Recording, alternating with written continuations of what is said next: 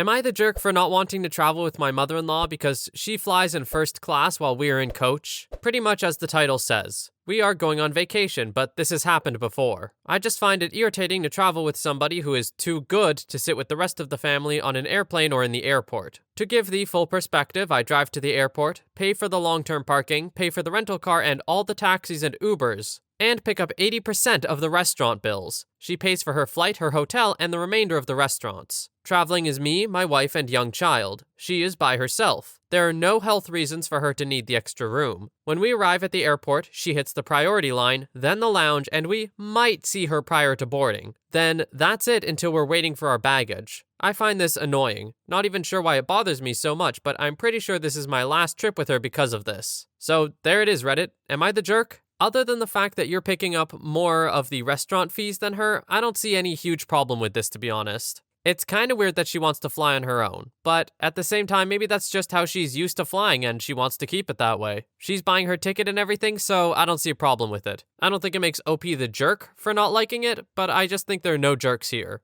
Am I the jerk for refusing to go to my daughter's school and make them give the reward she earned? I have a few kids, but this is my middle child, Bethany. She is just finishing up her freshman year of high school. Now, in our family, when you go to high school, you do the fluff paperwork, like the paperwork to set up your lunch number and whatnot. We think it's a good way to learn how to adult in a low-stakes way. You miss the paperwork, it's a school. You can usually turn it in late. Now, the school has rewards at the end of the year for good grades. She did the highest, which is having 4.0 GPA. This year, I believe it's a little trophy and a $25 gift card. Well, to get it, you have to do the paperwork. It's not hard, it's a page really saying that you want to accept the reward and attend the event. Well, she didn't do the paperwork, so all her friends were getting the email saying the date and time of the event, and she wasn't getting anything. She came home upset and wants me to talk to the school so she can get into the event. The secretary told her no, she won't be invited. I'm friends with the secretary and I could probably get her in, but I'm not going to since she was supposed to do her paperwork. This resulted in an argument and my husband thinks I am way too harsh and being a jerk. There's a tiny little update after this that I haven't read yet, but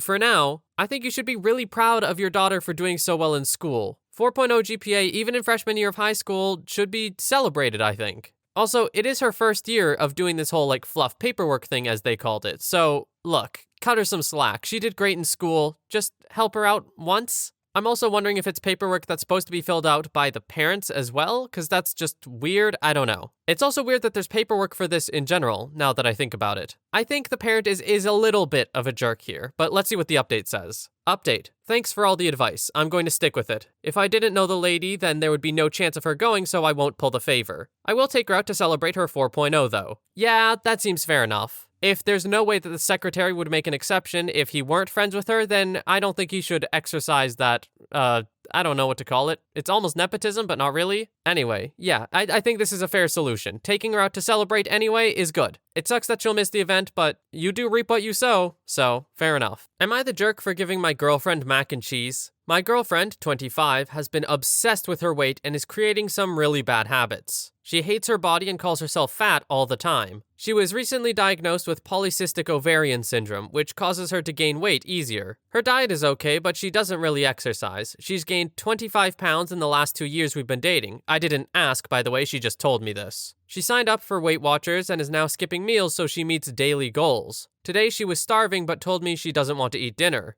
I tried offering a bunch of things, but she dug in her heels and I couldn't convince her that she needed food. I went to the store and bought her favorite, boxed macaroni. When I brought over the bowl, she didn't know I was making it, she freaked out. She started crying, got hysterical, and ran out of my house and drove home. Now she won't talk to me. I really stand by trying to feed her. I'm super worried about her new eating habits and I just want her to be healthy. Am I the jerk? It definitely sounds like she either has developed or is developing an eating disorder, in which case gently urging her to eat is absolutely a good way to go. These sorts of things are actually really hard to navigate, and I'm glad that OP is actually trying to feed her still and doing so in a seemingly healthy-ish way. I definitely don't think he's the jerk here, not at all. Am I the jerk, 22F, for choosing to take meds that my boyfriend, 27M, is allergic to? Over the past few weeks, I have been quite sick. Yesterday morning, I woke up both my boyfriend, Jake, and myself with a coughing fit, so I decided to go to the doctor's that morning. The doctor said that there was some inflammation in my throat, so he prescribed me with penicillin over the next few days. I had no problem with taking this, but I did know that Jake is allergic to penicillin. Once I got my meds, I called him to tell him where I would keep it so he can stay away from it. He told me that it couldn't be in the apartment and I can't take it around him because he was deathly allergic to it. He said I should just get rid of it and take pain meds to get better on my own instead. I suggested that I could go stay at my parents' house for the next few days whilst I'm taking my meds. He said that we'd talk about it when he got home, but until then I either needed to get rid of them or leave them in my car without taking them. But I didn't want to wait 7 hours for him to come home before taking them. I decided to just go to my parents' house because I wanted to take them and I'd probably end up going there later after we talked. When I got to my parents', I stayed in bed for the rest of the day and fell asleep at some point. I woke up at around 5 a.m. to loads of calls and texts from Jake and some mutual friends asking where I was. I waited a while before calling Jake back, and he asked where I was, and when I answered, he angrily told me that it was disrespectful of me to leave without waiting for him to discuss this, and that I was making a big situation by ignoring his calls last night. I tried to explain to him that I wasn't ignoring him, that I'm sick and I had fallen asleep at my parents', and that I didn't think it would be a big deal because I had already suggested it on the phone to him yesterday. He said that he didn't remember me telling him this, and that he was calling his friends all last night asking if they knew where I was, and that it was suspicious that I had been distant with him for the past few weeks just to disappear last night. I may be the jerk for this part, but I told him that it's not my fault that he didn't remember me telling him this, and that he knew I had been feeling unwell over the past few weeks, which would explain why I was distant. I then said that he was the one being ridiculous, as there was no way that having penicillin in the same apartment as him would ever cause any problems, as long as he just stayed away from it. After this, he said that I was being the jerk for belittling him and not taking his allergies seriously. He then told me to just stay at my parents' for the next while until he's ready to talk again before hanging up, and he's not answered any of my calls since. As I've been stuck in bed thinking about it, part of me just feels like I might have been too stubborn and I could have avoided all of this by just waiting the couple of hours or trying to get better without the antibiotics. Am I the jerk? Well, first of all, no. You can't be the jerk for wanting to take medication that you've been prescribed to feel better when you're feeling sick. That's just stupid. As far as OP's partner's medical allergy goes, I don't actually know how medicine allergies work in that regard. Like, I know some people can be really allergic to things like peanuts, but in my mind, that's mostly because they're aromatic and, like, the aroma of things actually carries a very small amount of particles in it, and that's why they can have a reaction. So that would make sense, but penicillin, to my knowledge, if it's, like, closed off or anything, I don't know what form it comes in, actually. I'm really showing my medical ignorance here. But I'm assuming it's in some sort of contained form that doesn't smell? I don't know. It seems highly unlikely to me, as a person with anaphylactic allergies, that a medicine allergy could be bad enough that you can't be in the same apartment as it. I could genuinely be wrong here, so I don't want to make any, hard decisions off that. Regardless, it seems like OP found a good solution that would work anyway, just going to her parents' house. It's a little awkward that she didn't let him know, yes, this is what I'm doing, but instead just brought it up and then did it. But also, when you're super sick, you're not thinking 100% clearly either. So I think I can cut them some slack. I'm gonna say not the jerk here, but I'm interested in what you all think in the comments. Am I the jerk for not throwing my husband a birthday party? I, 25F, had my son a few weeks ago. My husband, 39M, has been a huge help with taking care of the house, cooking, and cleaning. I let him know frequently how much I appreciate everything that he does. My family also helps with taking care of our son. My husband's 40th birthday was this past weekend, and he made it clear that he didn't want a huge party. I invited a few of his closest friends and family to go out to a nice dinner at his favorite restaurant. A few people couldn't make it, and it ended up being a very small dinner. I was exhausted the night before as the baby was up until 3 a.m. I did notice that my husband was quiet during dinner and hardly touched his food. When we got home after dinner, my husband looks at me with an angry expression on his face. He starts screaming that I ruined his 40th birthday, that him telling me that he doesn't want a huge party meant that he did. I was so tired that I burst into tears and haven't spoken a single word to him except when it's about the baby. I'm starting to feel like a jerk for not making my husband's 40th birthday a better one. 40 is much too old to be playing those kind of social games. Saying you specifically don't want something to your partner should mean you do not want it. If you're lying or even just kind of being coy about it, don't expect it to go your way. This is ridiculous. Maybe on a better day, OP could have picked up on these social cues or whatever that he thought he was dropping. But OP was clearly exhausted, so that seems less likely. OP is honestly really nice for putting anything at all together for her husband when she's been so tired. Not to say his birthday shouldn't have been celebrated, but I mean her organizing a bunch of stuff. That's nice. Getting people together, it's great. What she did was amazing. Husband sounds like he's just playing games and shouldn't be. That's simple. Not the jerk. Am I the jerk for refusing to pay for my mother's funeral? A bit of context. My father passed a couple of years ago, and long story short, it cost me individually over £3,000. He had things planned, but unfortunately he dealt with the wrong people and basically nothing was paid for. When it happened, I told my mom she needs to get things in order as it will be unfair on her children. She was a notorious procrastinator and her house was literally falling apart around her as she failed time and time again to get things sorted. Despite constant nagging and promising to get it done, she didn't and has now passed. She wanted to be buried, and the casket and burial plot alone are £6,000. That's not including any funeral service fees, wake, etc. There's 3 siblings and only myself and another is capable of funding any of it. I've said we just do the cheapest cremation option or natural burial, but the brothers are insistent on giving Mum what she wanted and burying her in a casket and typical cemetery. I flat out refused to put any meaningful amount towards it because as far as I'm concerned, she was told to get it sorted. She saw the issue we had with Dad and wasn't so old, 67, that her mental state was compromised. She was just a procrastinator. Am I the jerk for refusing to pay for her funeral? The whole situation sucks. But I think the whole situation lies in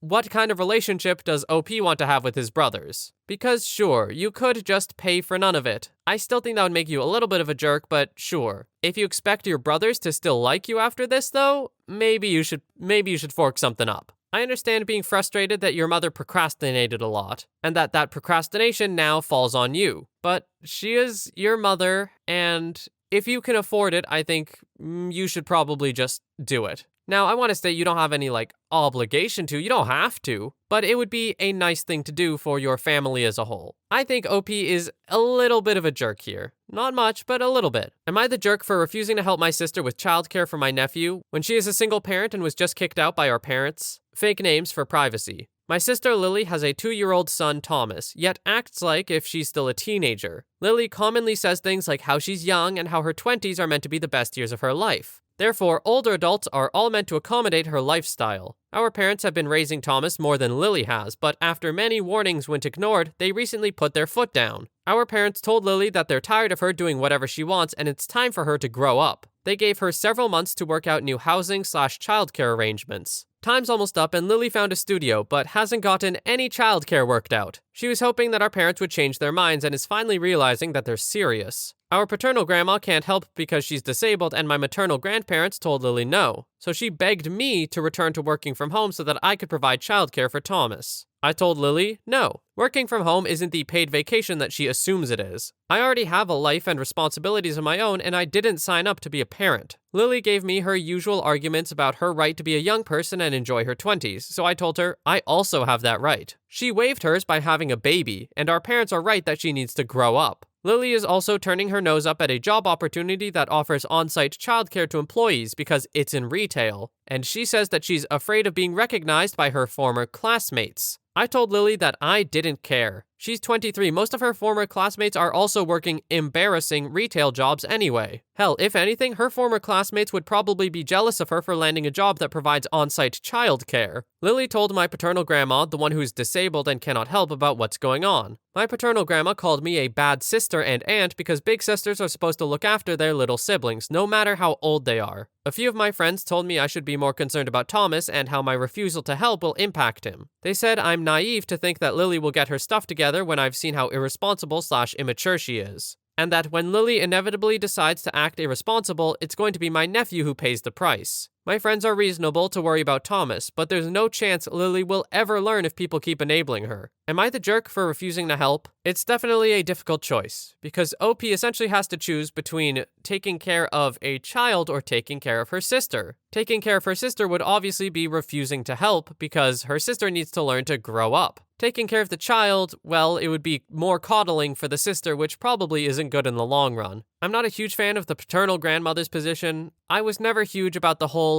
implicit obligation to family for certain things. I think when everyone involved is an adult, some of your own choices have to be made. I think the situation would be a little different if Lily didn't have a job lined up that would take care of childcare. That's why, take the job, dude. It's so easy. I don't know. That being an option and her not taking it is stupid. Absolutely crazy. Please just take the job, Lily. Please, for me. Am I the jerk for not letting mother-in-law stay at our apartment while my husband was away? My husband and I have a 4-year-old daughter, P. We have lived in a different country to mother-in-law ever since P was born. Every few months, mother-in-law will ask my husband if she can visit. But he's busy and his work is very ad hoc, so he only has time to host her once or twice a year. Since hosting normally involves blocking time to go places with her. Full disclosure, while mother-in-law and I are always civil, we don't like each other. When in each other's company, we remain respectful, but it's small talk, neutral topics, and my husband knows that when she stays with us, she is his responsibility. A few weeks ago, my husband again mentioned mother-in-law wanted to visit.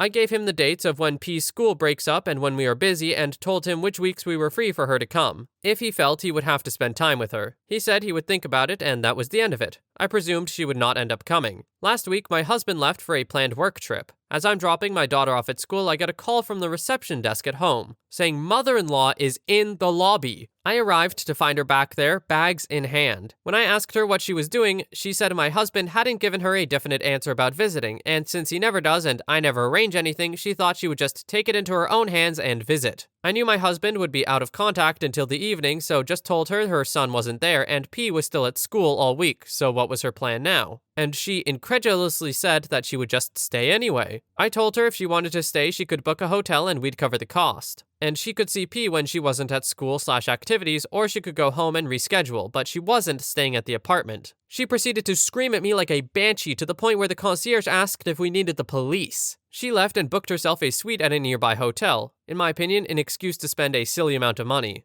My husband called that night and said he was thinking of cutting his trip short to come and spend time with her, and if he did that and would be back in 2 days, would I let her stay at our apartment tomorrow? I said I thought cutting his trip short was a bad idea because it would teach mother-in-law that she can force her way when she wants, but it's ultimately up to him. I said she could stay when he was back and not a second before, because him missing out on work was more than enough of a compromise for someone who obliterated a reasonable boundary. He agreed and mother-in-law stayed for 5 days in the hotel before going home before my husband returned. I'm getting all manner of flack from everyone except my husband about how I wasted money and caused drama for nothing. Apparently my mother-in-law is wounded by the situation and not shy about letting everyone know. Am I in the wrong? Anyone who just invites themselves to stay over should not be expecting to actually stay over. They should always expect for the person to potentially say no. That is even more true when the person they're visiting doesn't particularly like them. OP dealt with this in a great way, especially by offering to pay for the hotel for the mother-in-law. It seems to me like the OP made a great decision in a tough and kinda icky situation. Mother-in-law sounds less than pleasant, and it seems like the husband in some capacity knows that. Not the jerk. Would I be the jerk if I skipped my daughter's middle school graduation to attend my other daughter's high school graduation? I have 3 daughters. 2 of them are twins and they are graduating from middle school. My oldest daughter is graduating from high school. Here's the thing. Both graduations take place on the same day. My wife and I decided that half of the family will attend the twins' middle school graduation and the other half will attend our eldest daughter's high school graduation. My wife really wanted to go to our daughter's high school graduation, so I said I would go to the twins' graduation just so at least one parent would be there. I actually really wanted to be there for my eldest daughter's graduation. This is a big moment for her and she only graduates high school once. If I don't go, the twins will still have their brothers, aunts, and uncles at their graduation. This is also only a middle school graduation. I don't think it's as big of a deal as a high school graduation. They'll have another one in a few years. So I told my wife I think we should both attend our eldest daughter's graduation, and she responded by saying the twins are counting on me being there, and by not going, I'll be letting them down. She says when they find out I didn't go just to attend my other daughter's graduation, they'll be crushed. I still really want to go to my eldest daughter's graduation, but what my wife said is making me feel terrible about skipping the twins' graduation. Am I the jerk?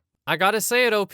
Yeah, you would be the jerk. Sure, you can think of it from your adult perspective of like, oh, they're gonna have another graduation in a few years, although so might the eldest daughter if she's going to college or something. But you have to think about it from the frame of mind of kids, you know? Because these kids, it is like the biggest graduation they've had to date. They want their parents there to support them. Who wouldn't? It is absolutely brutal, the situation the school system has put you guys in, and I don't envy you at all. But still, splitting one parent at each graduation, I think it's what you gotta do. It's super tough, and honestly, you already signed up for it, so you should just follow through. The twins would absolutely be let down by you not being there. I think it's just a no-brainer. I get that you want to see your eldest daughter graduate high school, but for the middle school children, it's just as important. They're not going to understand the whole bigger picture of how high school is a bigger milestone. They're just going to feel disappointed that their dad didn't come. And that's super not fair to the kids. So yeah, if I think that if you skipped out on your twin daughter's graduation to go to your elder daughter's graduation instead, you would be the jerk.